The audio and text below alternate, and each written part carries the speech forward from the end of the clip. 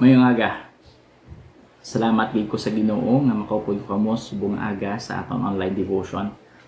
Sa atong pagsugod, pangabay kong tanan sa pagbukas ninyo nga Biblia sa pulong sa Ginoo from Matthew chapter 14, pagabasa ako naton from verse 24 or 22 to verse 32. Hamba sa pulong sa Ginoo. And straightway Jesus constrained his disciple to get into a ship and to go before him unto the other side, while he sent the multitudes away. And when he had sent the multitudes away, he went up into the mountain apart to pray. And when the evening has come, he was there alone. But the ship was now in the midst of the sea, tossed with waves, for the wind was contrary. And in the fourth watch of the night, Jesus went unto them walking on the sea. And when the disciples saw him walking on the sea, they were troubled, saying, it is a spirit, and they cried out for fear. But straightway Jesus spake unto them, saying, Be of good cheer, it is I, be not afraid. And Peter answered him and said, Lord, if it be thou, bid me come unto thee on the water. And he said, Come. And when Peter was come down out of the ship, he walked on the water to go to Jesus. But when he saw the wind boisterous, he was afraid and beginning to sink. He cried, saying, Lord, save me. And immediately Jesus stretched forth his hand and caught him and said unto him, O thou of little faith, wherefore didst thou doubt? And when they were come into the ship, the wind ceased. Ang nambasa po lang sa Ginoo. And again, in Matthew 14, verse 22 to 32. Before kita magpadayon, mga buetanay, let's pray. Our gracious God, Heavenly Father, we are grateful for this day. Ginaman mo sa amon to study your word. May you guide us, Ginoo, sa imupulong na mahangpan ginamon, Ginoo. Kaya magamit ginamon as a reminder, Ginoo, sa imo authority and power, Ginoo, but also, Ginoo, to encourage us to lose, Ginoo, sa mga things, Ginoo, na hindi makahatag himaya sa imo. Especially, Ginoo, ang amon fear towards things, Ginoo, that is not in control of our lives, Ginoo. But instead, Ginoo, fear you, knowing, Lord God, that you alone has the authority and capability to do the things, Ginoo, na gusto mo himuon. Thank you, Lord God. Kagabay kami, Ginoo, sa magpadayon ng pagtuon. In Jesus' name, pray.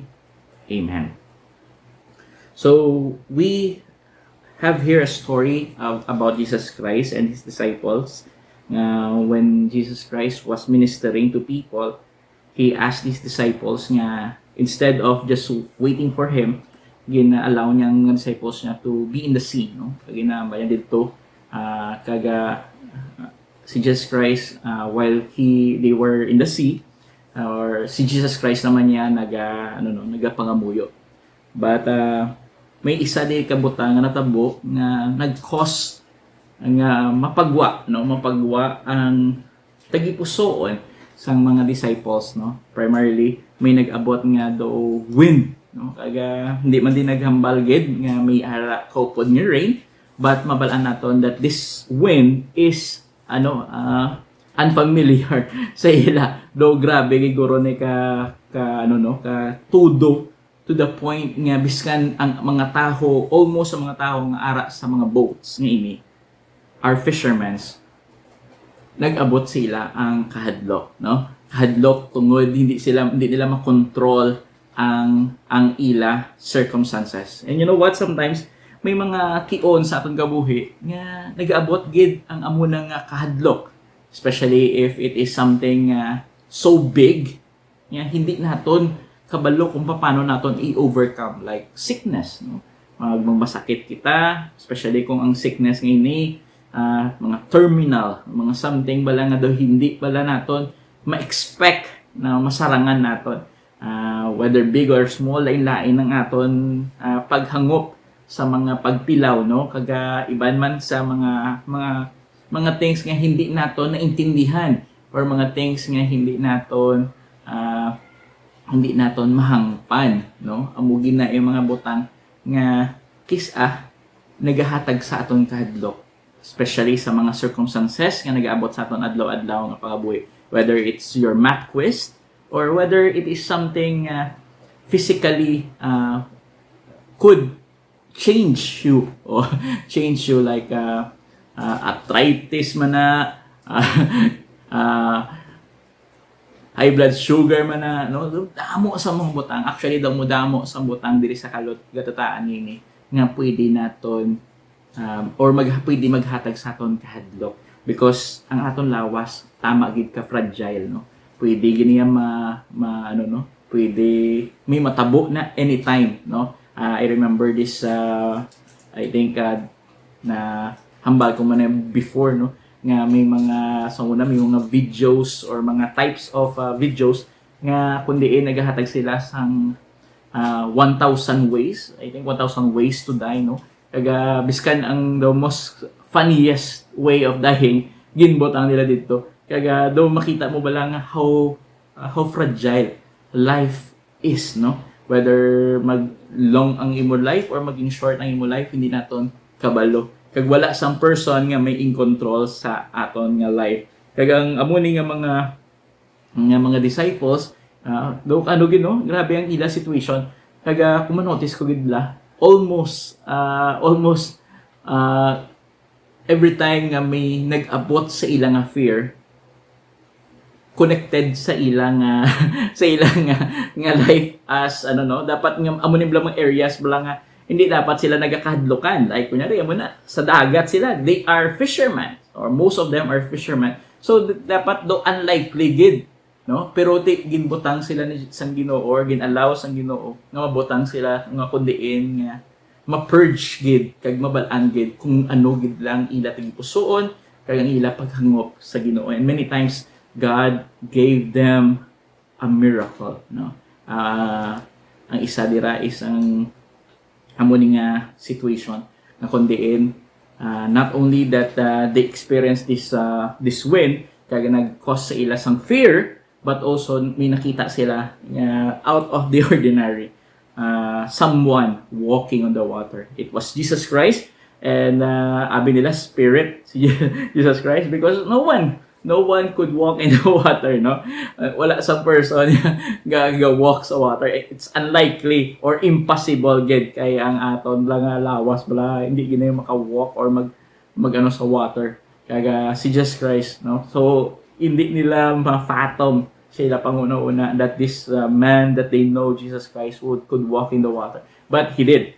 Kaga samtang ara sa dito, si Peter ang first the person ganyan gambal amba niya, if it is really you, Jesus, then allow me to walk the water, no. So it is a blessing. It is a blessing man, no, nga ma-experience ni Peter nga of all the people in the world, isa naka-walk siya sa water, na-experience siya sa mag-walk sa water. So ang question is, how can we overcome our fear and put our faith in God? So, diri sa lesson nga to na tun-an sa story ni Peter, makita naton paano naton ma-overcome ang fear, no? So, tanan kita may fear. Ako may man ko fear. May ang fear ko gono concerning sa akon mga loved ones, sa mga people nga ma-affect or ang ano ba lang ila life, ang ila importance sa akon, dako gid siya sang effect kung may masakit sa ila, worry ko, galibog ng ulo ko. Sometimes gani wala ko worry sa akon ko galingon, pero nag-worry ko sa iba ng mga people. Like sometimes nag-worry pa ko sa mga problems ng iban. So I think that is part sa pagiging pastor man goro. Pero amo gina may ara gid kita, may ginakadlokan kita. Ako sa muna sang bataon pa ko nahadlok ko sa cockroach, no. Hindi wala gid ko kapatay until today guro, hindi wala ko gapamatay sang cockroach, no. So hindi giniyang comfort zone ko, no? Especially kung maglupad na gani do kulbaan na gid. Pero mananaw tanan kita may ginakadlokan. Pero amo ni ang aton diri, we learn from the life of Peter how to overcome fear, no. So first, kailangan nato nanay mabalaan kung sino ang Ginoo, knowing who God is, no. So ang very important thing nga dapat naton may balaan para ma-overcome naton ang fear or overcome naton ang fear sa aton circumstances is to know who God is. Why? Why is it that? Is that important? It's because the more you know God, the more less the unlikely you'll have fear. Like kunyari, kung may mag-abot ka nga circumstances sa imo kabuhi, kay balaan mo ang Ginoo, He is in control. Kay balaan mo ang Ginoo, He is omniscient. Kay balaan mo ang Ginoo, He is omnipotent. Then, kung ano man ang circumstances nga mag-abot sa kabuhi mo, balaan mo hindi niya coincidence. Balaan mo nga ginbutang na sang Ginoo, kag nabalaan sang Ginoo kung paano naton i-overcome ina. Kag balaan mo man nga ang Ginoo kasarang gid kwaon ina. But why is it that He allow it? Of course, balaan man naton, the more we know God, we know that He is good. So it means wala sang butang nga nagabot sa aton nga gin-intend niya to hurt us, to destroy us, but it is His way of purging us and making us know kung ano gibala ang aton tigipusoon, no? So the more you know God, the more you know that there is nothing to fear, no? Biskan death itself, there is nothing to fear sa death. Because abi naton, ang reason naton nga nahadlok kita sa death is because we don't know what's going to happen after our death. Whether it is our family, aton relatives nga mabilin diri, or maybe sa aton man nga kung diin kita makadto. But God give us the solution to that. He gave us heaven primarily for the people who die, nga kung magbaton sila kay Jesus Christ bilang nila Diyos kay personal maluwas, masigurado gid nga mapalangit sila. While on the other hand, ang mabilin sa aton, i-take care niya man, no? Himunan niya man ang mga painalanon sa mga nabilin nga pinalangga naton. So there is no real thing nga dapat nga naton ikadlokan. Kag kung na-notice naton, si Peter kilala niya man si Jesus Christ, no? Si Jesus Christ sa iya, based sa iya nga paghangop, of course, nakita niya many times si Jesus Christ have done so many great miracles. This is not just the first time he experienced it. He have experienced Jesus Christ doing turning water into wine. He experienced or he saw, maybe we have heard people saying about what Jesus Christ had done sa mga blind, sa mga deaf, whether it is siya personal nakita niya or he have heard some of the disciples telling him, balaan niya gid, Jesus Christ had so many things, miraculous things nga na sa iya. So this is not nothing. This is nothing to Jesus Christ. And when Jesus Christ said that it was him, of course, kay Peter, kung si Jesus gid man this is not impossible. This is not something na dapat makibot ko. If he said that we would walk in the water, he said that he is now walking in the water, I will believe him because I know him. I know how he had done so many great things. This is nothing to him, no? He knew Jesus could make him walk on the water, and that's why he asked Jesus Christ, make me walk in the water. You know what? Sometimes, ang kilanlan lang naton, i-acknowledge ang Ginoo. I'm not saying nga maging maging nga daw gina-reclaim naton or i-claim naton, ito mo dambal sa Ginoo, I could do this, I could do that, I could do that, He will take care of me. Nga daw mapawala ka na sa kabuhi mo. Again, everything that He had done is still according to His plan. No? Hindi niya about sa imo lang. Hindi niya about sa kung ano bala ang makahatag sa imo kalipay. Ginahimo niya ning tanan because amo ni ang makapahimaya sa iya. Kag of course, because you are His people, magabenepisyo ka sa iya mga ginabuhat, no? Whether sa iya bala nga mga experiences nga ginhimo sa kalibutan, kag ikaw parte sina, whether you will become a blessing no? Or maybe ikaw ang isa sa mga experience ang mga pagtilaw, no? Ang Ginoo gyapon ang sentro sang tanan, no? Hindi ikaw, hindi ako ang sentro sang iya nga mga plano or mga part kita, no? Pero hindi kita ang sentro sini. May madamo pa sang tao sa kalibutan nga recipient man sang amo ni nga kaayo niya, no? So a question, how well do we know God? How well do we know God? Are we still reading our Bible?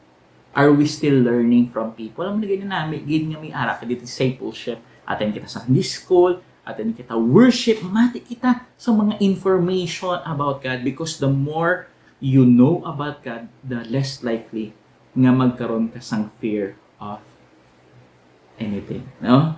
Likely again magkaroon sang fear. Yes, may mga fear gyapon, may mga things nga hindi nato naintindihan, but once that fear comes in our life, always remind ourselves that there is someone who is omnipotent, who allows those things to come into our life. Not to hurt us, but to help us and purge us and make us more like Him. No? So, ang focus lang, ang importante is that we are knowledgeable. So, si Peter, when he know it was Jesus Christ, he started to walk in the water because he trusted that Jesus Christ could do this. No? So, hindi na siya nag-question, hindi siya sige, wala sa presdos ang iban mga disciples nga po dyan na ano lang sila when they heard that it was Jesus Christ, wala sila nag-react. It is Peter kay tungod balaan niya gid, if I saw Jesus Christ doing that and Jesus Christ tell me that I could do that, then I will trust Him because I know who He is. Kag amo man ni sa aton, the more you know Christ, the more you trust Christ, and the more you trust Christ, the more you do miracles for the glory of Christ, no? For the glory of God. So amo na bala, no? Hindi magbuo sa aton ang kahadlok, no? Once we know things, no? Amo na bala, no? Sa akon adlok ko sa approach, pero sa akon kagamay sina, no? Kagamay lang na, no? Whether maglupad pa na or hindi, pwede mo ginatapakan or pwede mo na sa lampusan, mapatay gina siya, kay ka-fragile man na sang cockroach, mapatay mo gina siya. Pero kis abala mo na bala, is aga kahadlok kita because wala kita pagsalig, no? Wala kita pagsalig sa aton sa kapasidad sang person nga nagahatag sa aton sang courage. Again, I'm not saying nga isalig mo ni tanan sa imo ko galingon because kita man hindi man kita masaligan, hindi nato nay masarangan, no? Kinahanglan gid naton ang bugay kag ang gahom sang Ginoo sa aton kabuhi. Amo na gani nga kanami bala kay miara kita bala ni espiritu or ang bala ni espiritu gapuyo gid sa aton because ang gahom sang Amay amo man ang gahom sa bala ni espiritu, no? So, ara ang Ginoo sa aton. So, kung amo nang kabubuton sa Ginoo, wala kita dapat kandukan kay may protection kita. Somebody who will take care of us, somebody who will bless us, who will guide us, and make us do miracles. So, kanami, alay mo, kung ako guro si Peter at that time, I would have asked the same. Kalay mo, of all the people in the world, I am that person who would walk with Jesus Christ in the water. No? Kanami nga experience. Hindi lang ko makapasalig man nga lain ang akong reaction to Rescue Peter once I see waves, no? Kay ako man mismo hadlok man ko sa mga mataas nga balon, no? So amo gina, no? So ikaduha, not only to know God, but also focused on God. When God commanded Peter to go out from the boat. Anong iya? Di nakatulok ang eyes niya. It was in the Lord Jesus Christ. Ang iya focus is in the Lord. Kay tungod nakita niya ang Jesus Christ kag makadto sa didto kay Jesus Christ tani. But what happened? Samtang galakat na siya sa tubig, nadulang niya focus. Na-focus siya sa mga balod niya nagalampas. I don't know kung ano ka klase sa balod ang nakita niya. Pero ako, guro, kung ara ko sa barko, guro, sa ako to sa bangka, magsakay ko pambot, pakadto sa gibara sa una. Pag nakakita ko balod niya gani, do biskan gamay pa na, biskan dako pa na, basta nagulag ang barko do, nagakadlo ka man, no? I don't know kung anong nakita ni Peter. But that caused him to sink. And sometimes, nagakadagdag kita sa fear, it's because nagakadula ang aton focus sa Ginoo. No? Actually, madamo sa aton, the more kita nagatulok sa palibot naton, the more kita ka-discourage sa mga ginahimo sa Ginoo sa ating kabuhi. Diba? As a Christian, nga nag-grow ko as a young people, nakita ko mga kaupod ko, mga batchmates ko, nga hindi Kristohanon, nag-enjoy sa ilang life, nag-inom, o miinom, naninigarilyo, mga butang bala nga, hindi ko mahimo kay tungod na hadlok ako. Pero, as I grow older, gintilaw-tilawan man nato, no? So, pag tilaw-tilaw ko, abi ko, ato tong enjoyment ko, but then I realize, it is not. It is not, no? So, dito na ako na, wasted years. I called it the wasted years of my life. I could have done so much for the Lord, pero natabo sa akon is that gin-experience kong kalibutan, and sadly, it didn't give me the satisfaction that I think it will give me. Kaga amo na-waste ko ang akon years. No? Nagka-backslide ko. Dugay ko before ko nagbalik sa simbahan, kaga sa nagbalik ko sa simbahan, madamo sang ginhimo ang Ginoo sa akon. Kaga mo ni reason nga ang subong pastor ko, it's because of the grace and the blessings of God. Kaga amo na nga subong ko na-realize ang akon wasted years because of how many things that I could have done right now if I have taken care of my body, if I have lived a life spotless sa tubangan sa Ginoo.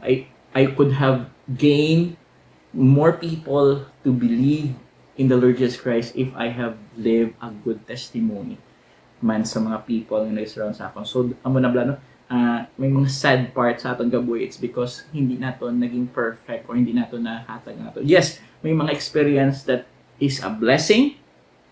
Kay tungod kung without those experience, you could have not maybe makambal ka nga hindi mo na achieve ang imo nga circumstances subong because of the situation nga natabo sa imo. But I know that if this is the plan of God for you, He could have done it in many different ways. No? So, gapati ko nga although it is life-changing, those things na nagabot sa akong kabuhi is a life-changing or spiritual changing. Nasubukan ko gyapon sa mga moment nga na-waste ko sa Ginoo. Na-waste ko nga hindi ko ginalad ang amo na nga parts ng akong kabuhi sa Ginoo. I could have studied more, could have learned more, and I could have been a better person, a better pastor, mas dako ang maayo nga testimony or mga mo na bla. Sometimes pero of course wala niya sa coincidence sa Ginoo. Sometimes gin-allow niya na yung matabo sa aton para mabalaan niya or mabalaan naton kung sino kita. Kaga those experiences, it is a wasted years, but it is a learning years man sa akon, no? So amo man na sa aton. Pero ang gusto ko i-emphasize dire is that sometimes when you look at the things that surrounds you, more probably hindi mo makita ang mga things na may ara ka, no? Kaya amo ni ang primarily ang Ginoo. Ara ka na, nagatulo ka na sa Ginoo. Kag kung maglapit na lang gid, malabot mo ng Ginoo, bahimo mo na nga makaupod mo siya, kag ma-enjoy mo ang pag-walk sa water. But instead, because you are bothered, or muna sa ibang nga aspect naman, fear naman. No? Nga kundiin, hindi para sa akin, I was enticed by the world. I was enticed by the things that is surrounding me. Siya naman niya, kay Peter naman niya, he was afraid. No? May mga pagtilaw, sometimes nag-bother sa atin nga magtulok kita sa Ginoo. Mag-focus kita sa Ginoo. May mga circumstances sa ating kabuhi, whether it is sickness, whether it is mga bad circumstances. Nga do, ba mo, di ko ni masarangan, Lord. Kaya do, kis mag-give up ka na bala. Madamo ko may nakita ang mga testimony sa mga people nga they started great sa ministry but they give up because na focus sila or na sila sa fear or disappointments, no? So ang no, sometimes daw mag-give up ka naman sa mga buluhaton sa ministry, but always balik kita gyapon sa first nga know the Lord. Because again, wala sang butang nga nagakatabo sa atong kabuhi without the knowledge of God. So whatever circumstances that you are in, ang Ginoo gyapon is the one who is in control. And sometimes He allow those things to bother us so that we could learn, like what I said, learning curve para maging better or maging Christ-like ka, no? So amula na duwa ka ba isa nagaba sa imo sa akong thinking, it's waste nga time but also a learning time, no? So sometimes nagapanomdom ka bala ani hindi ko naging waste, pero sometimes man pag panomdom man ay pasalamat man ko kay tungod sina nga mga circumstances kag mga situation, I become more, I could say, more mature and more knowledgeable about who God is. Kaya the more kay nag-learn pagit about God. No? So duwa lang kabutang ang gusto ko i-emphasize niyo. First is know God, know who God is, and second, focus on God. So when you know God already, you know His capability, focus ka na lang gid sa iya. Hindi ka na mabother kung ano ang kakatabo sa palibot nyo. No? So, amo na bala, where are you focusing? Maning question. Is it right? Is it the right focus, the right priority? Are you focusing on the right priority sa imong kabuhi? If not, then do it right now.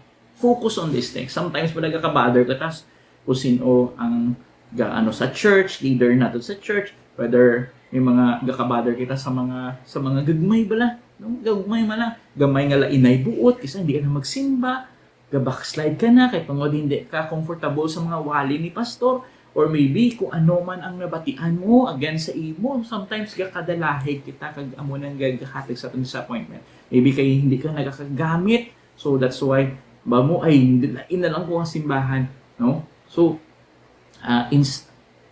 again, that is I don't know how God is working in your life, but I know this, that ang aton focus should always be God. Hindi natin i-allow ang anything sa kalibutan natin to bother us, but to focus on God and to know more about God. Because the more we know about God, the more you become strong sa imo pagtuo, kag ang fear hindi magatubo sa imo tigipusoon. So in conclusion, to overcome fear, we must know the God we trust. Why do we trust God?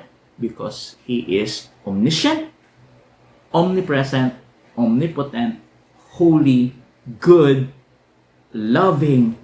He is so good in everything, no? He is so good in everything. He is perfect in everything. So everything that is good, He is. No? He is. No? So wala sang mga karakteristik nga may ara kita nga mahimo positively nga hindi nahimo sa Ginoo. Hindi lang guro mahimo sa Ginoo to do bad things, to sin, no? To sin. Pero tanan nga good things ara sa iya, no? Ara sa iya. So let us trust that God who could do everything, no? So we must intentionally and constantly focus on God who is greater than our fears, no? So di kita magkahadlok because balaan naton ang fear nga ina gin-allow lang na sa Ginoo. Ang mga things nga nag-abot sa atong kabog gin-allow na sa Ginoo. So hindi kita magkahadlok sina whether death pa na or whether ano man na ang mag-atubangon naton. Again, this is not easy as it's I say it. Pero the more we know the Lord, the more you overcome fear. No? So, by focusing on Jesus and relying on His grace, we can navigate the storm of life or the bolstering winds of life and experience the miraculous power of God. No? So, sometimes those storms or those boisterous waves help us deepen not only our relationship but our understanding of God. Kabay, tuotod sa Ginoo, ang amuning nga mensahe maging klaro sa imo kag maghatag sa imo encouragement na kung ano man ang mga butang nga nag-abot sa imo nga ginakadlukan mo subong, whether it is kung ano man ang mga personal mga kinahanglan nimo nga hindi ka kahimun-an, or maybe it is your physical health, or maybe losing somebody, losing something so important sa imo. Kabay nga ang amuning nga kamatuoran maghatag sa imo comfort kag encouragement that everything is still in God's control.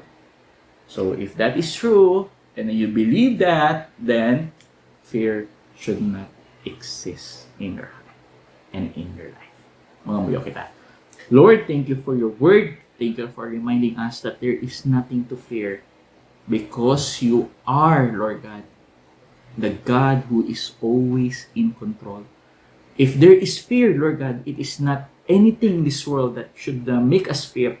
It is the fear of losing you or the fear of not making you the God of our lives.